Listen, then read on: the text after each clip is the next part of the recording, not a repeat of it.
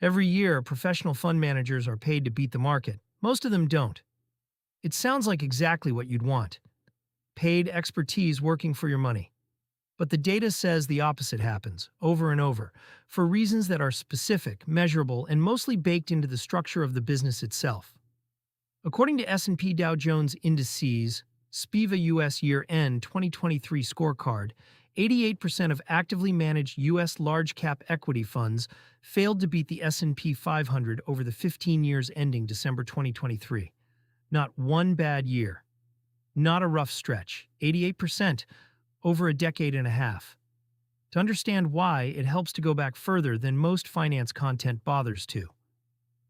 In the 1960s, economist Eugene Fama proposed the efficient market hypothesis, the idea that stock prices already reflect available public information, so consistently beating the market through analysis alone should be extremely hard for anyone to do over and over.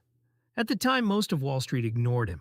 The entire industry was built on the opposite premise. Pay a smart enough person, and they'll find the stock everyone else missed.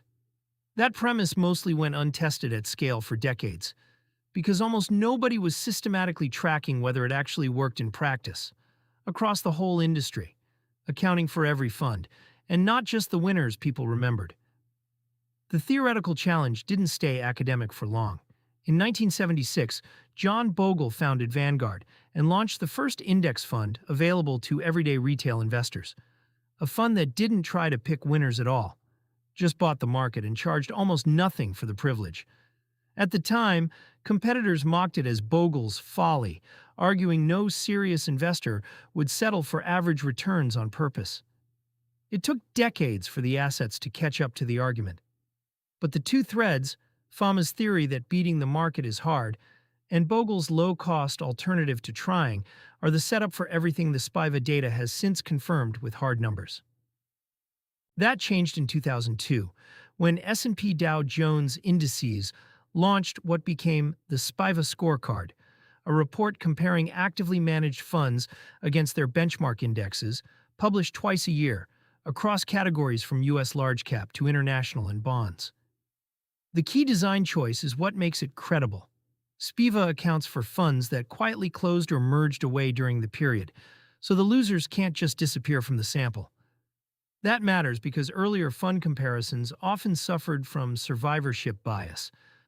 Underperforming funds got shut down and vanished from the data entirely, which made the surviving funds look better as a group than the original lineup ever actually was.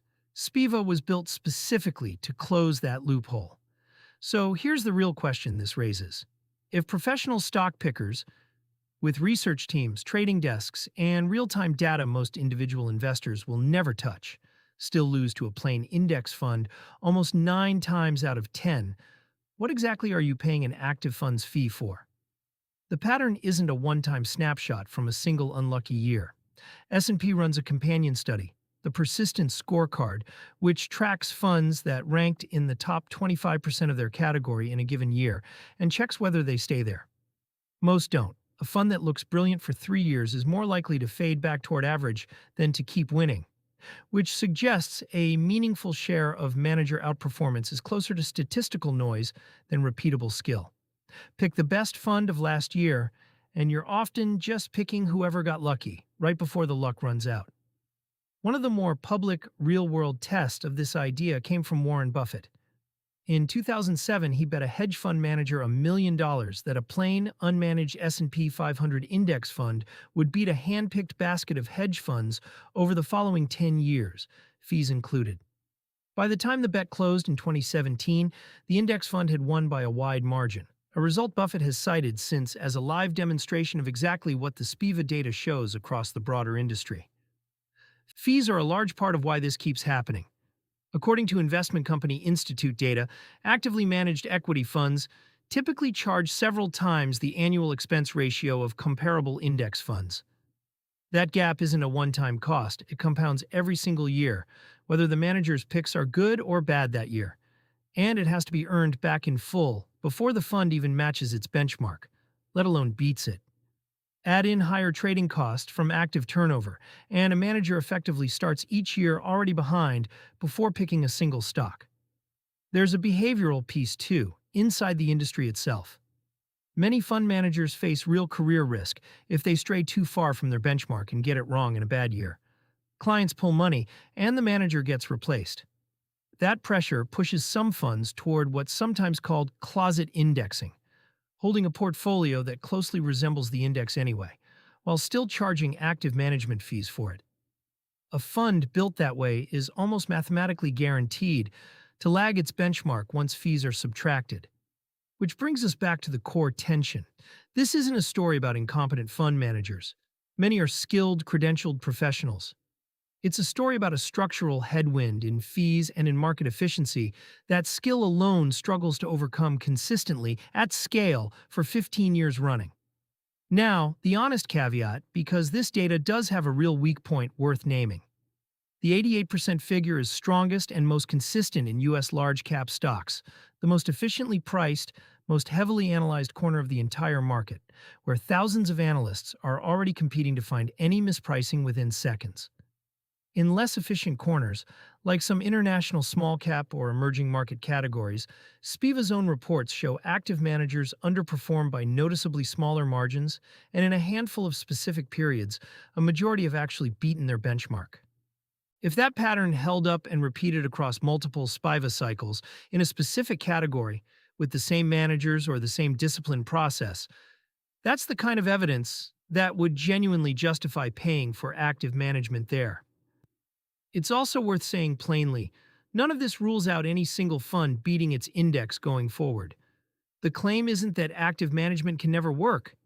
It's that identifying in advance which fund will be the exception has been extremely difficult to do reliably, at scale, after fees. So where does this go from here? Investor behavior already reflects what the data has been showing for years.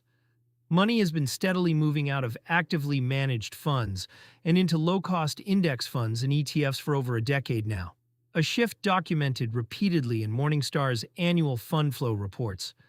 That doesn't mean active management disappears entirely. Someone still has to research companies, analyze earnings, and set prices, and active managers play a real role in keeping markets efficient enough for the efficient market hypothesis to hold true in the first place. What it means is that the burden of proof keeps shifting.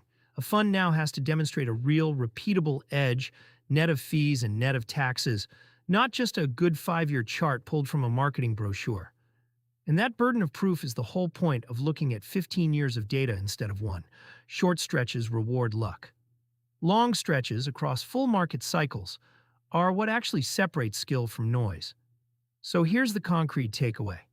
Before you pay an active management fee on any fund, ask what specific, repeatable edge you're actually buying, over what time horizon, net of all costs.